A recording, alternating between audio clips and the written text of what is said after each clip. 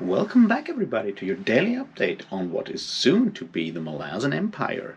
And today we're here to talk about Deadhouse Landing, the next part, that being the first couple of chapters of part 2. And when I say the first couple of chapters, I mean chapters 8 to 14, I think, including 14. I'll double check and because I'm sometimes an idiot. So we're gonna do this, and then maybe I'll put the last one up tomorrow. We'll see. I also got like a couple of other things I want to talk about, and we'll see. I guess we'll get started before I lose my track again. And that was disappointing. Anyway, cheers.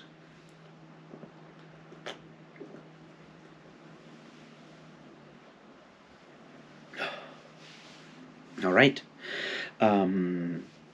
So if you remember, we left everyone with the big raid being planned, and the big and Dancer and what's his name, Kellenved, being locked up in Skullcup, trying to escape. Those kind of things happening all. Nightshell arriving, Dasim on his way out, and so forth. So we'll see where all of that goes in this part. And there's a bunch of things we're going to talk about. First of all, we should talk about, once again, like perspective in a way. That being, vision, I guess, is what we want to look at here. The reason for that is pretty simple. We have, while Mock is on his way to Korn to get, betrayed by everyone, which Tattersail knew, and we're going to talk about patronizing behavior as well. Geffen just takes over the castle. Not very well, though, because everyone just gets hammered, and Surly kills Geffen because she can. But the main thing here that we see here, and this is something that I find interesting, is the parallels. So we have Geffen being the lower city dude, crime boss, and he has Lee, his second in command. And she's way smarter than him, but he doesn't listen to her. And that kind of parallels what we have upstairs with Mock and Tattersail, because Mock doesn't listen to Tattersail and also, kind of patronizes her. It's more pronounced with Mock, I would say, than with Lee. With Geffen and Lee, but it's still the same thing. The other part is that Geffen and Mock are basically just crime bosses, both of them. I mean, we already know that, and it kind of gets, actually explained when the mage Nadurian signs on with a Surly and crew. And that's the point. She has plans and visions. She has like a crew and not a gang. I mean, her plans are rather limited compared to what everyone's favorite Shadow Mage has, if he ever bothers to explain those things. But here's the thing. They think ahead. It's not like gain wealth, take the stuff from the castle, be boss in there. It never progresses beyond that. It didn't even progress beyond that for Mock, where he's up there, he wants to be called king, and that's about it. And this, I feel, is what we see with Kellenved and Dancer in the future, I guess, is that they are capable of thinking above that, beyond that, and are even less tied to worldly possessions and the trappings of worldly power than Surly and the Nuppans. But it's kind of what makes those gangsters always remain in their place, because they don't want to change the system. Once again, this is something that we see, like Dancer and Kellenved will change the system. The Empire will change how things work. They disrupt the political system. It's vitally important to understand that, because otherwise you just stay in the same cycle and you're like crime boss until someone tougher comes and knocks you over, and then that one is crime boss until the next one comes and knocks him over, and so forth. And that's not how progress works. It's like when you look at how in real history how the Athenian Sea Alliance or Sea Empire changed in a way how Greek city-state warfare was fought.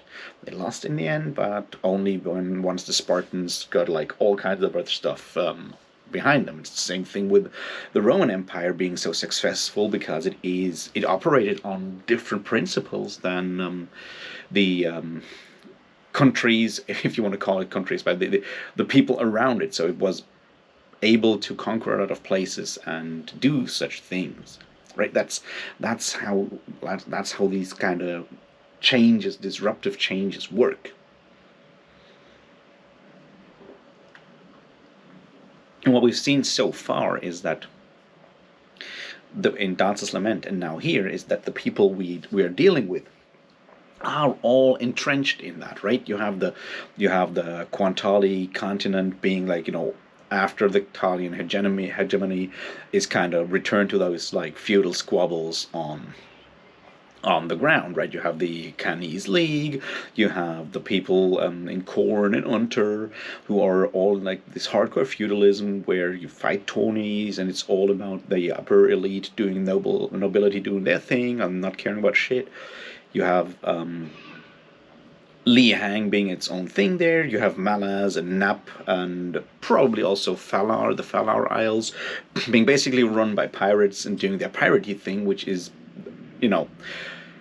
that whole place is kind of ripe for taking over, which is sort of what Kellenvet, I guess, maybe understood, because it has been run that way so long that all these rules, how society works, have been basically so deeply ingrained that it gets harder and harder for the protagonists of those local places to think outside the box and just actually ignore the rules, which is kind of what you see with Dancer when he goes and just kills King Chulalon. It's like, that was unimagined, because that's not how these things work. Assassins get paid. Assassins are not supposed to show initiative, right? So that's one thing that I found interesting this time around, because you see Geffen do exactly what Mock did before, and then how that works. Now let's look once again at the patronizing thing. It gets even more clear that Mock is obviously cheating on Tattersall. If you could call it cheating, basically it is, but it's kind of obvious that this kind of guy is doing that kind of thing. Anyway, you see the entire trip over there, how ridiculously, how much of what Mock does is show, and how little he really understands of the world that he's playing in now. Which is the difference to Surly's brother, whose name I've already forgotten, right? He's already Nap and royalty. He knows these things. He has at least some rudiments of statecraft. He may not be as talented or ruthless. Well, he's probably pretty fucking ruthless, but not as talented as someone like Surly will be, maybe in the future. But he at least thinks in a different way, and Mock just doesn't play that way. He's like, yeah, now we're kings. We do king things. We don't betray each other. That's not how that works. And then he gets royally screwed. Although, on the other hand, the Napan basically does the same, right? Because the problem is that the only one coming out of the whole thing is Khorne, because both pirate fleets annihilate each other, and who's going to profit from that, right? Well, probably Falar. Anyways, I just felt that interesting to once again see how Mock is patronizing Tattersall, and relying on Tattersall's skills at the same time, which is something we spoke about yesterday, and it just remains in there. Now let's look at something else. Let's look at Dancer and Kellenvet escaping, because Kellenvet does special Kellenvet things and actually returns to his body after the whole Otatarl thing. And those two in Hairlock escape, get picked up, by Filari Fisherman, and then at least those two, Dancer and Kellenvet, move into the Shadow Realm to explore it some more. And there's something that I found really fascinating, because there's some kind of like disconnect here for me, where at some point they find, or both of them, and this is the fascinating thing, both of them identify as Kachain Jamal Skykeep. And my problem there is, how do they fucking know? Right? I mean, Kellenvad, well, okay, he's a mage, he knows all this shit. But Dancer is not. And we got told that scene from Dancer's viewpoint.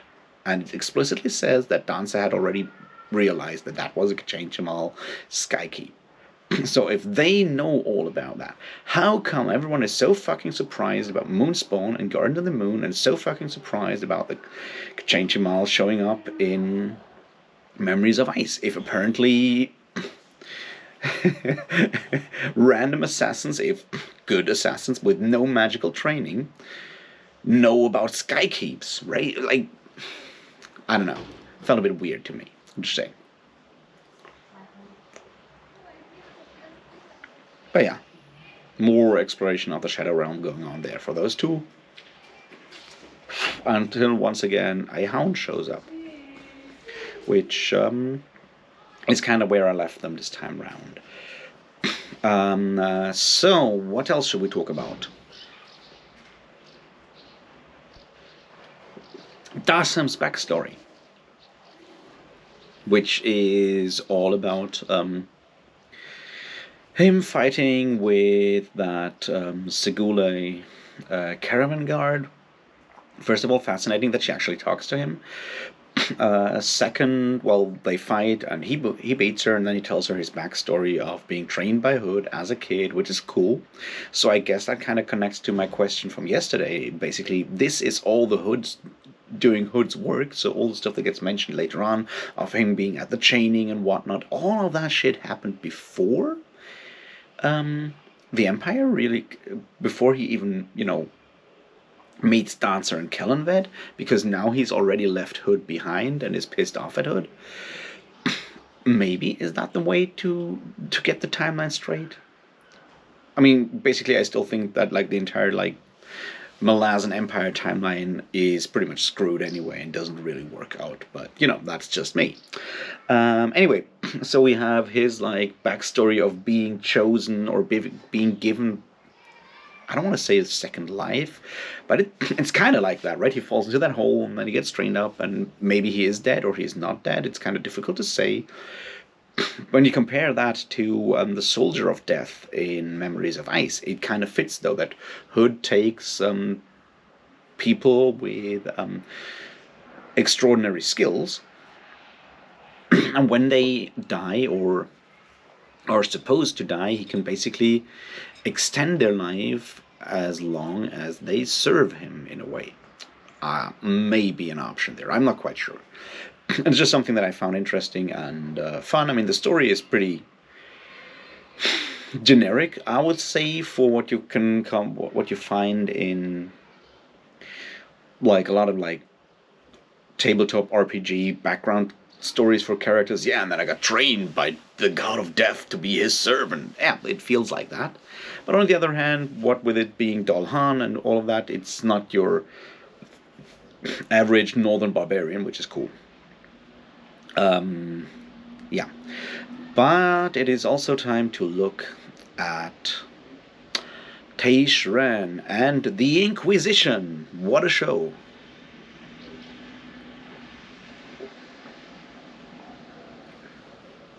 So we see him actually being taken by the Inquisition, by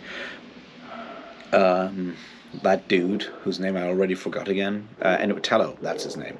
By Tello, and he's imprisoned, and then he's run through that mock trial, that mock court, mock court and everything, and it's all rigged because it's a power struggle. And he doesn't understand that because he's not that kind of person. I'm a bit wary to use the word, but he is very much described like someone higher, like Tashran, like somewhat higher on the autism spectrum, I would say. Right, he's brilliant in some things, that being magic, but he's really not good at understanding people, and this is why he gets maneuvered around here. Now, I feel kind of like I have some issues with the way that um, religious trial is shown there, because it's a bit close to the cliche of how inquisitorial courts were held, inquisitorial trials were held, which I guess have been influenced to a large part by, literature and um, fiction of the last century. I guess nowadays, like, the cliche version is obviously The Name of the Rose, which is far from the real, from how the Inquisition really worked, even though its main character, Bernardo Gui, is based on a real inquisitor who wrote a book on how to do Inquisition, which I actually own, but that's a different story. My point is that I always find it a bit sad if you basically use the trappings of the religious Inquisition and then just like display it as just a power struggle, or just, a way for power hungry people to get their way and terrorize everyone. Now, don't get me wrong, that certainly happened. But I feel with all those ways it is depicted in fiction, in general, we kind of often lose track of the fact that probably were a lot of people in the church, whatever church we're talking about, that are actual true believers. Not everyone who becomes pope is a hopeless cynic. Some of them are true believers. It's just, that's my theory. So I sometimes get a bit disappointed if, like, every time we see these kind of things crop up when priesthoods and religions are described, a lot of authors fall back to the idea of, yeah, it's all just cynical power struggles. No one really is a true believer in there except our poor victim. Obviously, things are a bit, not as black and white with Tashran, but it still kind of irks me that we never look at, like, what if that person is actually a true believer.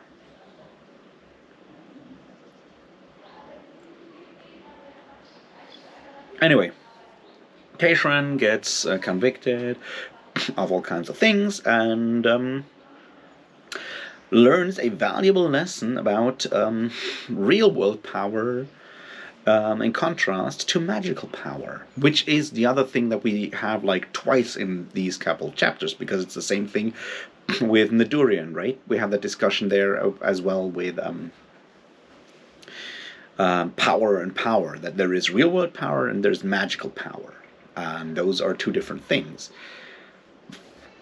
And I feel that is a distinction that we should look at more in later parts of this book. And also other books by Esslemont when we go into the novels of the Malazan Empire, which may just happen. And we'll see how that goes. But the idea that there is that worldly power that there are parallels between the two, and then there are differences. I mean, obviously there are differences, but once again, we use the same word, and words do have some kind of meaning. So why do we use the same word? And what kind of parallels and difference can we take away from that? So there's that. We also, I forgot to talk about Cowl, who's a dickhead from the beginning, an asshole, and he won't get any better, but he'll stick around. So yeah, he shows up and he's, like, arrogant as all hell, and it takes a while. Once again, this is something that I sometimes feel it gets lost in the descriptions of Malaz Island that we see in the Malazan Book of the Fallen, because obviously we don't spend that much time in Malaz City. But how much of a backwater, how much of an actual village that place actually is. Like everyone there, like the small time gangsters there are like just like so behind, right? Which gets kind of shown when Dancer shows up, and it's like, yeah, what are you doing out here? It's like, why do you even bother? This is small fries. No one here is more than just like a village thug, basically. And unlike Dancer, who takes that seriously as well, Cal doesn't. He's just there to actually, he doesn't care about any of that. He's just there to kill Dancer because Dancer did something that he hasn't done. And he has serious ego problems, does have our man Cowl.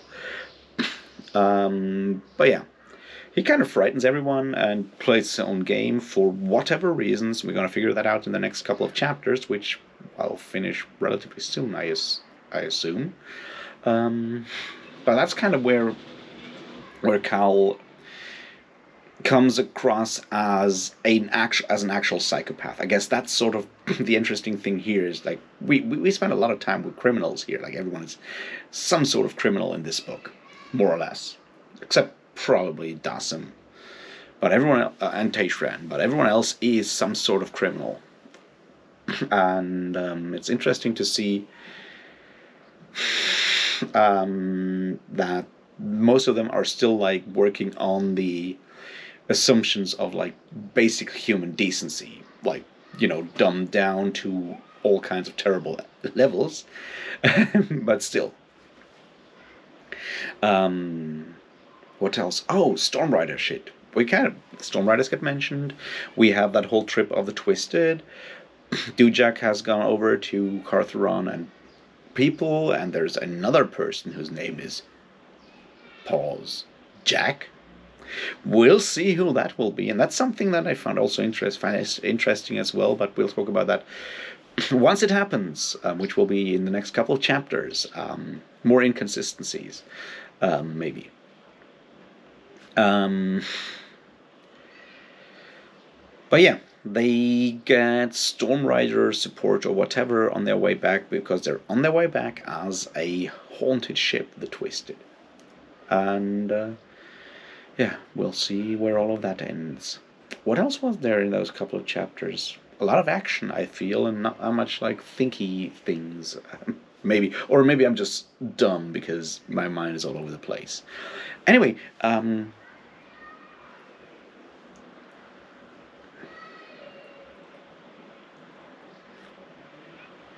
I feel that kind of covers it for today. And unless I remember other things, I hope you enjoyed that. I'm obviously still having a lot of fun reading these books. This book, it's straightforward, it's actiony, it's got all the swashbuckling. All right, that's something I wanted to mention. You remember when I talked about the Malazan Book of the Fallen? How Stephen Erickson is really good at describing horses and doing horse riding things and getting the technicalities of how to deal with horses right. Turns out, Ian Esslemont is really good at ships. Like, he understands like how sailing works, how sailing ships work, how all the technicalities there work, how you do that stuff. Yeah, I like that. It's cool. And yes, I did take some sailing lessons at some point as well, because, you know, why not? So yeah, that's something that I find amazing, because it's something that very, very few authors in fantasy get right. I mean, obviously there's its own like thing of like literature of Napoleonic or what have you, seafarer war novels, your like Hornblower for the like older generation, your I keep forgetting what they're called, the Master and Commander stuff for like the not that older generation. There's probably something else out there now in like real maritime adventure stories, maybe. But in fantasy, there's very little fantasy that has a lot of ship stuff going on. Obviously, Robin Hobb's Life Ship Traders, which is absolutely fucking amazing, so you should all go and read that if you haven't done yet. But there's not that much like boat fantasy because it's a difficult thing to do. I feel. Well, Tim Powers, uh, totally. On Stranger Tide, that's the one. Also, great book, much better than the Pirates of the Caribbean movie that was kinda not really based on it. Go read that, but well, generally go read Tim Powers because Tim Powers is an awesome author. Go read Declare. It's got Ginny in there and the Ark and other stuff. Or even more, go read the Anubis Gates. That one's brilliant. Anyway, I'm going off script here. Well, I don't have a script, but you know what I mean. My point is, Ian Esslemont is incredible at ship battles and ship things, and I really appreciate that. So we'll get more shippy things tomorrow, I hope. And apart from that, I don't know. I got really upset about the religion thing because it's something of a hobby of mine to look into church history and Inquisition and heresy and shit like that. So I might just go and do video things on the Inquisition at some point. We'll see. If you want me to talk about actual real world heresy and church history, let me know. I might do that. Apart from that, have a great Friday. Enjoy your weekend. Go party safely. Well, not safely, but may all the danger of your party come from the partying and not from the plague. And I'll talk to you whenever. Until then, cheers.